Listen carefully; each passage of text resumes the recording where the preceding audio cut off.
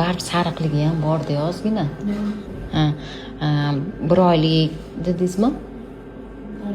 1 oylikdan oshganga bu ko'pda. Bu o'zi 2-3 haftada ketish kerak edi. Shuning uchun miyasida ham spazm, qon aylanish, gipoksiya deyapman-ku, qon aylanishi yaxshi emas deyapman. Shunga ham bog'liqda ikkalasi. Men sizga sariqlikni ketkazadigan aniq vrach nomerini beraman unda. Bo'ptimi? Xullas kalom oyijonlar qaranglar. Sizlarda ham может shunaqa bolalar katta srokka kelib, davleniyanglar ko'tarilishni boshlasa, shishib ketishni boshlasanglar, juda ham shishib ketayotgan bo'lsanglar, boshinglar qattiq og'rishni boshlasa, bu preeklamsiya xavfini bildiradi. Ya'ni ona bola hayoti xavf ostida qoladi. Yo'ldosh ko'chib ketishi mumkin-da. Ko'proq suyuqlik ichib turinglar. Lecheniya olinglar, qon suyultiruvchilar, metaboliklarni olinglar, ginekolog bilan maslahatlashib, uyda o'tirmanglar, faqat o'tiravermanglar. Dardim kelsa tug'aman deb, bo'ptimi?